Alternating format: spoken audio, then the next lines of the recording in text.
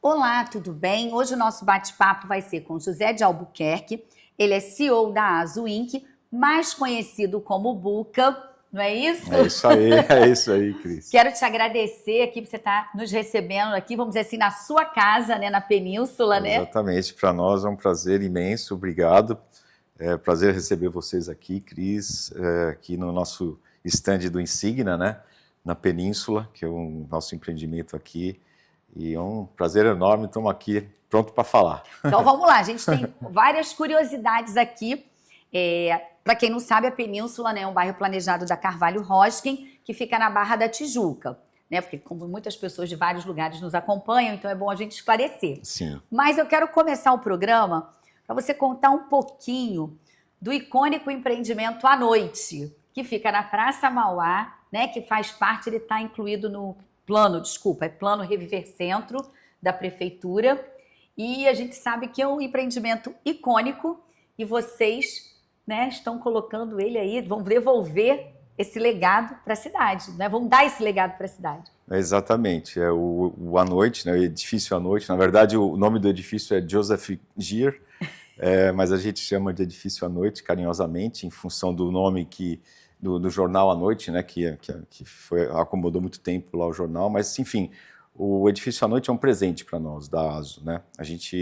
Nós estamos muito orgulhosos em poder trazer um prédio icônico de volta à paisagem urbana do Rio de Janeiro, né? Na verdade, até há poucos anos atrás, era um peso morto na paisagem urbana, um prédio com risco até de ser invadido, enfim, de virar um problemaço, né? E hoje a gente está aí trabalhando para trazê-lo à cidade e presentear a cidade com um projeto moderno, atualizado, de apartamentos residenciais. E eu tenho certeza que daqui a pouco tempo a gente vai estar podendo curtir bastante o edifício À Noite. Mas até para contar um pouquinho a história, né? O edifício, ele é um edifício que foi inaugurado em 1929, foi o primeiro arranha-céu da América Latina. Foi a maior estrutura de concreto armado do mundo em edifícios residenciais. Olha isso, as curiosidades, né? Foi um ponto importante do engenheiro Emílio Baumgart, que criou a tecnologia de concreto armado para edifícios residenciais, então foi muito legal. E ao longo desses quase 100 anos, né, ele acomodou por muito tempo a Rádio Nacional, então ele tem uma história incrível, cultural e artística, né? Todos os grandes músicos, todos os grandes artistas passaram, né? Com certeza.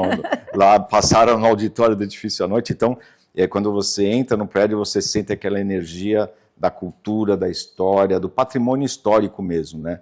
E a gente vê aquilo não só como um negócio imobiliário, mas como uma responsabilidade nossa de manter mesmo o patrimônio histórico e cultural para a cidade, né? Então, hoje o prédio ele vai contemplar 447 apartamentos residenciais e mais no térreo restaurantes e na cobertura também restaurante com uma vista incrível para a Baía de Guanabara. Um rooftop. É um rooftop e no topo do prédio, a 120 metros de altura, vai ter um mirante público onde a população vai poder subir e contemplar a vista da Baía. E também ali a gente deve contar um pouquinho a história do prédio e manter aquilo para que dê uma fruição pública mesmo, que as pessoas possam curtir, não só os moradores, né, ou as pessoas que forem usar o prédio lá, mas possam curtir a paisagem. Então, tem sido um trabalho, foi um presente, né? Nós adquirimos o prédio do Fundo Imobiliário CCPAR em 2022, né? A gente passou por um tempo de processo de aprovação, o prédio é tombado pelo IPHAN, né? A fachada e a estrutura de concreto são tombadas, então a gente teve que fazer uma análise muito minuciosa de toda a parte técnica do prédio, porque a estrutura de concreto, por incrível que pareça, está em ótimo estado. Olha. Né? Então a gente hoje está fazendo uma adequação de reforços, mas só para adequar as normas atuais de durabilidade e de combate a incêndio, mas tem sido um presente mesmo. Inclusive, da parte de engenharia, está sendo muito bem estudado e por diversos setores, ele vai gerar aí muita matéria, muita informação para novas técnicas, inclusive para retrofit. Então, ele é um projeto que atende a parte técnica, atende a parte cultural, atende a parte de responsabilidade urbana e está dentro do programa Reviver Centro, que na minha visão foi um golaço da prefeitura, porque a gente vê em outras cidades, né, em outras praças, a legislação é sempre truncada, né? Exato. E aqui principalmente o prefeito Eduardo Paes, eu acho que foi muito feliz em incentivar isso, né? À medida que, por exemplo, você pode transferir o potencial construtivo de um bem tombado para outras regiões, isso incentiva o incorporador a se habilitar a fazer um processo tão complexo de um retrofit, né? Que não é tão simples. Né? Exatamente, porque o retrofit ele requer, além de, como você disse, o IFAM, tem uma série de coisas também quesitos que vocês precisam... Tem que seguir a risca, né? O IFAM acompanha periodicamente a obra, a gente está aprovando o processo dos projetos executivos, são aprovados lá por etapas, então é bem rigoroso, né, o trato. Mas o programa Rever Centro, como ele incentiva você transferir o potencial construtivo para bairros da Zona Sul, né, mais precisamente Ipanema, Copacabana, Leme, Botafogo, Flamengo, Lagoa, Tijuca, todo incorporador que for desenvolver empreendimentos nesses bairros, ele, em vez de comprar o outorga onerosa da prefeitura, né, a mais-valia, ele tem que usar o potencial construtivo de quem tiver no Reviver Centro. Então, a gente termina que tem uma saída para esse potencial construtivo. Né? Nós, inclusive, da ASO, a ASO vai ser a primeira incorporadora que conseguiu provar que a tese funciona, porque a gente está fazendo o retrofit do à noite, estamos usando parte do potencial construtivo do à noite, de um lançamento, de um empreendimento que a gente vai fazer em Ipanema, que, aliás, estamos lançando agora na rua Joaquim Nabuco, que se chama Área Ipanema, fica ali do lado do Fazano. Então, estamos usando o potencial construtivo lá do Reviver. Então, estamos provando que a tese funciona. Né? E isso nos incentivou a procurar mais áreas na Zona Sul para a gente usar o nosso potencial construtivo que temos lá. Então, tem sido uma tese muito interessante, muito inteligente, que a gente está se aproveitando. Eu acho que, com isso, o centro do Rio de Janeiro tende a se desenvolver muito, mais do que já desenvolveu. Né? Então, teve um primeiro momento do Porto Maravilha ali, antes das Olimpíadas, depois teve agora, nessa nova fase em que a prefeitura está incentivando trazer moradia para o lugar. Porque tem toda a infraestrutura, né? E pertinho do aeroporto, tem todo o transporte, mobilidade, cultura, e hoje, só de gente. Se a gente pegar aquela região do centro, perto do porto, que você tem mais ou menos hoje 27 mil habitantes, a gente já teve 9 mil e quase 10 mil unidades lançadas nesse período, ou seja, daqui a pouco tempo a população desse lugar deve dobrar de tamanho.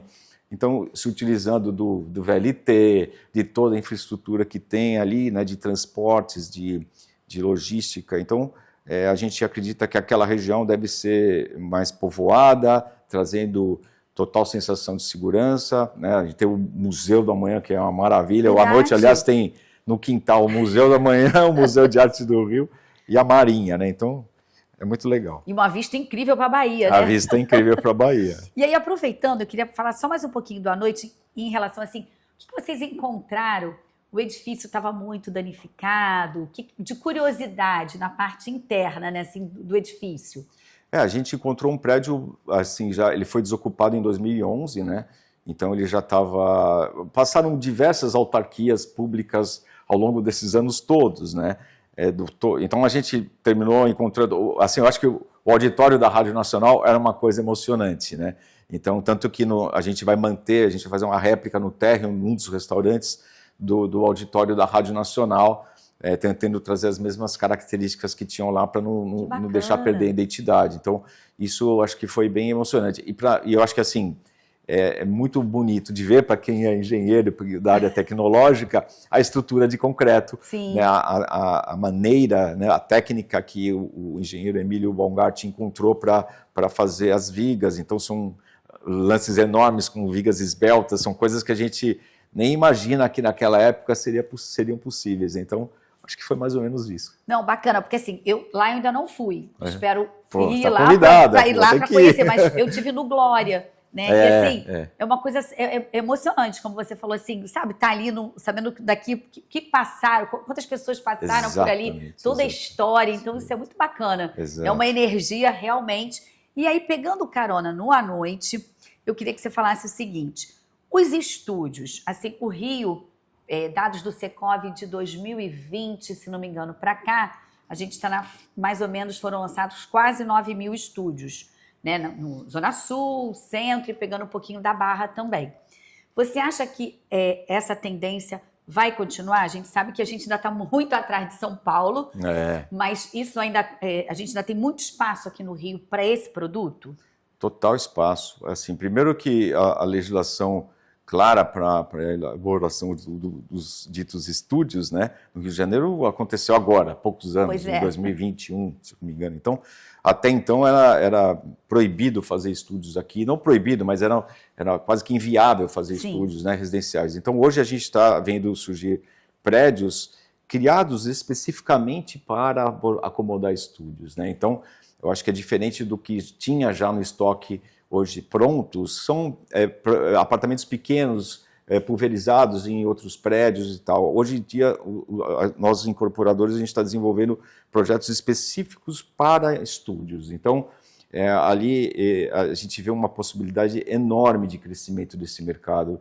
Se você, por exemplo, hoje a gente sabe que o mercado de estúdios no mercado do Rio ocupa mais ou menos 13% do mercado de lançados do Rio de Janeiro. Em São Paulo esse número já passa de 30%, então tem uma pista enorme para crescer. E o Rio é de todo mundo, né? O Rio é do Brasil, é do mundo, né? É diferente de São Paulo. São Paulo ainda tem um público mais local, né? Então, aqui o Rio de Janeiro tem a gente até fala, como é que pode no Rio de Janeiro não ter uma legislação, não ter lançamentos fortes de estúdios, porque a cidade foi quase feita para isso, principalmente nas regiões onde o turismo é mais forte, né? Então, eu acho que isso, de maneira alguma, concorre com a rede hoteleira, como alguns colocam. Exatamente, que é público para... Uma coisa não tem nada a ver com a outra, né? Eu acho que a gente só está dando uma condição melhor de quem quer investir em imóveis. O investidor que compra apartamentos sempre existiu, né? Então nunca concorreu com o hotel, não é agora que vai concorrer. Então a gente vê hoje, a gente está entregando para esse público uma coisa organizada, em que ele pode depois ter, o prédio pode ser explorado para alocação, seja de curta temporada, seja de longa temporada, com muitas empresas dando o apoio da operação disso no futuro. Sim. Enfim, a gente está vendendo apartamentos, não estamos vendendo quarto de hotel, né? Eu acho que isso tem que ficar bem claro. Sim. E tem mercado para todos. Então, eu vejo, inclusive, upside de preço para isso.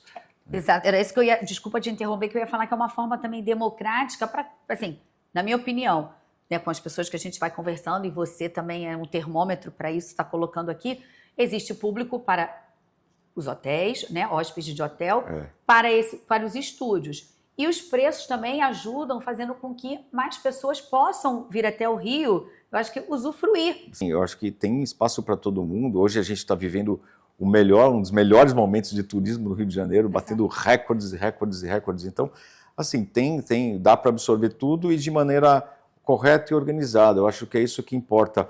De novo, a gente voltando àquela história da responsabilidade urbana, de a gente produzir empreendimentos com responsabilidade urbana. Sim. E uma das responsabilidades urbanas é você dar para o investidor, para o morador, a possibilidade de de morar em prédios especificamente criados para isso. Sim, e aí também ele está perto de tudo, até ele pode usar aquele que quer comprar, até o pequeno investidor, de repente ele pode fazer híbrido, quando ele não tiver, ele coloca para alugar. Né? A gente não pode esquecer do modo de vida das pessoas. Exato. Hoje em dia as pessoas estão buscando coisas mais compactas, né? Então, tanto a pessoa que já está ficando mais velha e quer ir para um apartamento menor, quanto para o jovem que vai ter sua primeira moradia, que gosta de morar em lugares onde tem mobilidade urbana, não necessariamente tem que ter carro. Exato. Então, a gente atende esse público também. Também, exatamente. Que é um público do imobiliário, né? Não é um público de hóspede de hotel.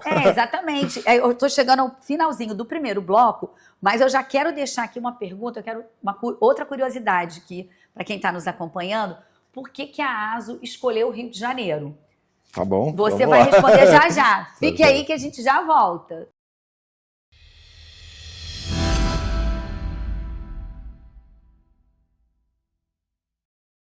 Olá, tudo bem? E voltamos com José de Albuquerque, mais conhecido como Buca, que vai contar pra gente por que a ASO escolheu o Rio de Janeiro. Ah, legal. Eu acho que é uma boa pergunta, né? A ASO é uma empresa que tem 22 anos, né, de vida. Teve como base a cidade de Campinas, em São Paulo. Então, em 2021, a gente resolveu expandir um pouco as operações, né? O primeiro lugar que veio à cabeça era a cidade de São Paulo, que está a 1 hora de Campinas. Coladinho. E é um centro que eu conheço bem também e tal. E a gente foi provocado também a ver o Rio de Janeiro em função até das condições que o Rio estava apresentando. Então, eu fiquei durante um ano estudando Rio de Janeiro e São Paulo para ver onde a gente ia. E depois de um ano a gente concluiu que a gente não deveria ir para São Paulo e deveria ir para o Rio de Janeiro. Que bom! Alguns motivos, né? Então, eu acho que o Rio de Janeiro passou entre 2016 até 2022 um processo político e até de uma situação econômica do país também, em que o mercado imobiliário aqui desacelerou demais, né? Então a gente viu, tinha na época um estoque enorme de unidades, então o estoque foi esvaziando ao longo desse tempo todo. Então, o primeiro ponto era o estoque baixo do Rio de Janeiro, que a gente olhou naquele momento. Então, hoje a gente viu o estoque do Rio é um estoque de 7 meses, o estoque de São Paulo é um estoque de 12 meses, estoque médio do Brasil é 8,8 meses.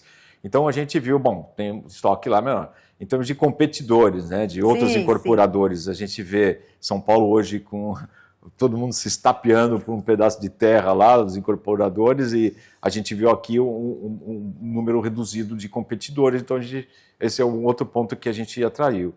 E a gente viu, incrivelmente, a legislação urbana do Rio de Janeiro muito mais clara e bem feita do que quando comparada com a de São Paulo. Então, acho que um dos golaços também aqui da Prefeitura foi ter aprovado o plano diretor junto com a lei de uso e ocupação do solo, numa tacada só. Em São Paulo tem um delay disso. Eles aprovam primeiro o plano diretor, depois a lei de... Aí fica um limbo da legislação urbana, ninguém meio que sabe o que faz. E aqui não. Então, a gente viu uma legislação clara, estoque baixo, e a gente viu boas oportunidades de aquisição de terreno, né? Então a gente claramente um upside de preços na nossa cara, e eu acho que o mercado hoje do Rio está muito barato em termos de preço final, né? Na ponta final para o consumidor. Então eu sei que o consumidor, eu também sou, todos nós somos, né? Com certeza. Mas você vai quando comprar, pô, mas está caro, nossa senhora, mas a pessoa tem que pensar que vai ficar mais caro ainda. Exatamente. Né? Então a gente tem que tomar cuidado, ver o que aconteceu em São Paulo, né? São Paulo em 2018, 2019, a gente no Itaim Bibi era o número de 20 mil reais no metro quadrado, e todo mundo tinha medo de lançar 25, hoje é 40, 50, então assim... e qualquer bairro de São Paulo hoje não opera menos de 16, 20 mil reais no metro quadrado. Então, o Rio de Janeiro, quando você vê aqui, estão aqui na Península, nesse paraíso, esse lugar que só tem uma entrada e uma saída, do tamanho do Leblon, né? Exato. E a gente vê o mercado aqui operando na faixa de 17, 18 mil reais no metro quadrado. É uma coisa assim, é uma barganha. Mas as pessoas só vão perceber à medida que vai aumentando, né? Eu acho que todo mundo pode ver, ó, você já viu o preço do imóvel desvalorizar? O preço, eu fui no stand e voltei lá um ano depois, o preço baixou? Não. Exatamente. Né? Então, assim, quem quiser comprar tem que aproveitar. Então, a gente viu essas condições e a gente resolveu operar aqui. Né? Então, hoje nós já entregamos um empreendimento no bairro do Maitá, estamos agora com um edifício à noite, estamos aqui com Insignia, na Península, na Barra, estamos com um lançamento na Gávea, na Marquês de São Vicente, em frente ao Shopping da Gávea. Estamos com Aripanema, que nós estamos lançando lá agora na rua Joaquim Nabuco, 165, pertinho do Fazano. Estamos com mais outros negócios em vista aqui no Rio de Janeiro para o ano que vem. Então, a gente hoje está com mais ou menos 580 milhões de VGV operando no Rio e 300 milhões operando em Campinas, e temos mais uns 250 para colocar no ar no Rio de Janeiro e mais uns 150 em Campinas. Então, hoje estamos aqui, a gente tem o escritório no Rio de Janeiro, consolidado. A operação, foco hoje da empresa é o Rio. Era isso que eu ia perguntar, pelos core, números. O core da empresa hoje já é Rio de Janeiro, nós não vamos mais sair daqui e vamos continuar fazendo as coisas aqui com o pé no chão, com responsabilidade urbana, fazendo coisas legais, diferentes. Nós não somos uma empresa de fazer empreendimento de larga escala, a gente gosta de fazer projeto a projeto. Para nós, cada terreno, cada projeto tem uma vida, tem uma história.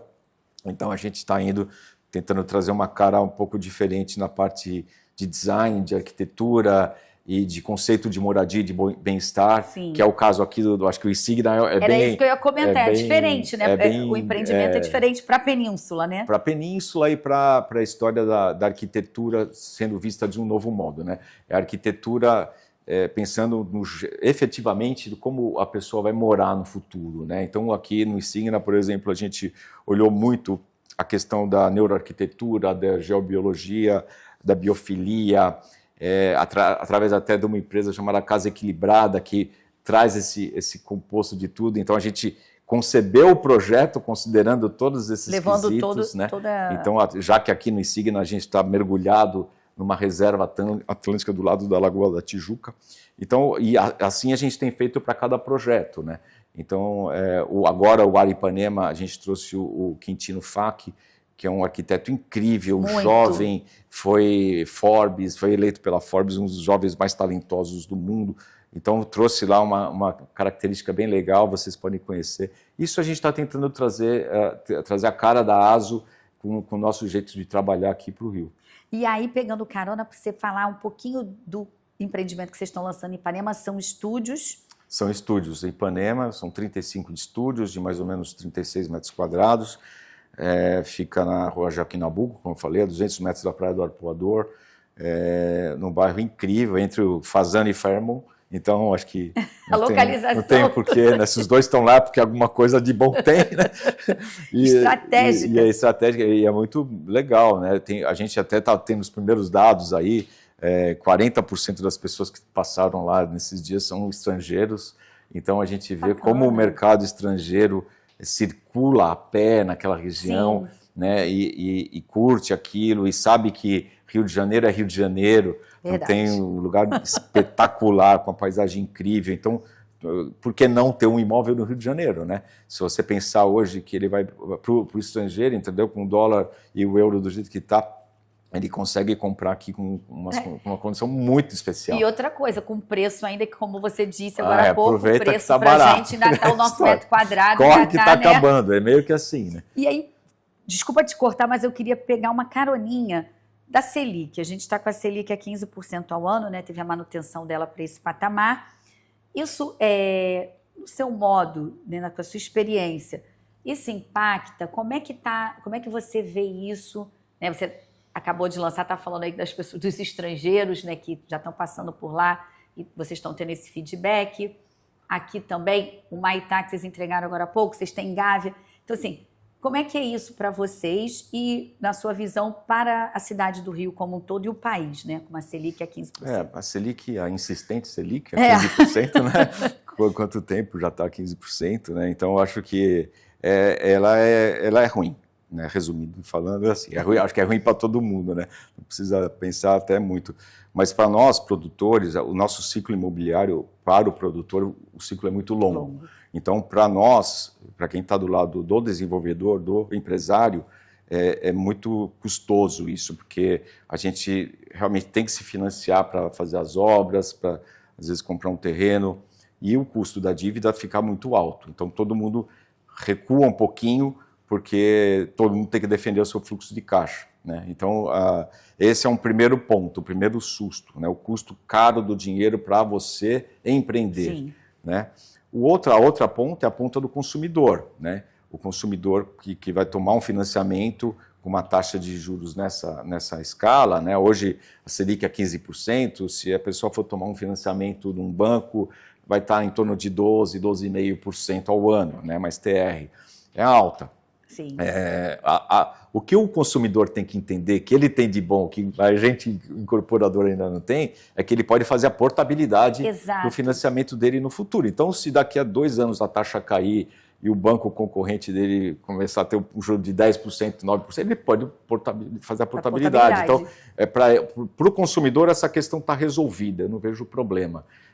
O problema é o empreendedor, é o empresário conseguir condições de funding para isso. A gente, hoje, de todo mundo que eu consultei do mercado financeiro, não falta dinheiro para o mercado imobiliário, para financiamento de mercado, da produção do mercado imobiliário, mas é um dinheiro caro, né? Então a gente tem que pensar no futuro. O que eu, assim, também que a gente tem que colocar, toda vez que o Brasil já bateu juros nesses limites no passado, e toda vez que o juro recua, o mercado imobiliário é o primeiro a reagir e muito rápido. Então, assim, isso é uma coisa que também o consumidor tem que prestar atenção, porque a hora que a taxa cair 1 ponto, meio ponto, ou até tiver um viés de queda, o mercado vai aquecer e os preços começam a ficar mais caros. Então, ele tem que, por incrível que pareça, eu acho que a taxa de juros agora na faixa de 15% é para o consumidor comprar imóvel.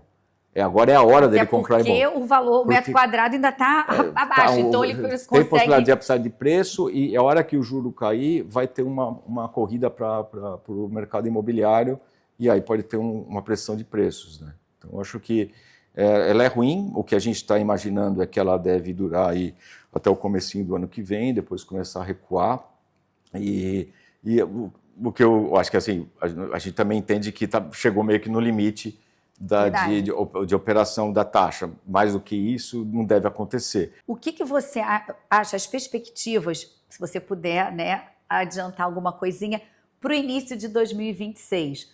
Vocês pretendem também empreender no centro? Assim, estamos vendo. Para quem está nos acompanhando, o que você poderia colocar sobre isso?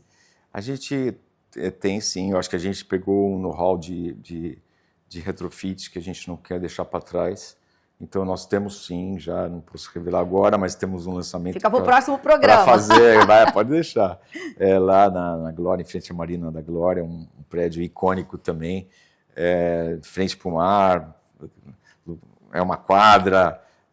Vamos fazer um retrofit também para fazer apartamentos e vamos tentar lançar no primeiro semestre ainda. De 2026. De 2026, se não no comecinho do outro semestre. E com essa, olha a curiosidade, pegada de estúdio ou também tem estúdio? Pegada de estúdios. Estúdios. E a Glória, você falou da Glória, a Glória também está ganhando uma outra roupagem, né? Toda essa região, Cris, a gente vê a região, partindo da Praça Mauá, né? Você tem o Cais do Oriente, que é lindo, você tem aí a Lapa, que, né, também tem a bomba. Tem a Glória, então todo esse lado do Rio. O passeio também, né, que é o edifício Mesbla também foi um sucesso de venda. Né? É paradisíaco, tanto que não tem muito o que pensar, né, em comprar um imóvel naquele lugar, porque a vista é deslumbrante. Hoje a qualidade, a segurança ali está muito melhor, né, enfim, aquilo... Todo esse eixo a gente está de olho, está com um olho bem grande ali, porque a gente acha que tem um potencial incrível de fazer negócio lá. E aí tem as outras regiões, como eu falei, tem a Zona Sul, que nos interessa para usar o potencial. Então nós devemos, provavelmente tem 2 negócios aí na região de Ipanema, Lagoa, para fazer, se beneficiando do Reviver Centro. E quais os outros cuidados que quem está querendo comprar um imóvel tem que ter, na sua opinião?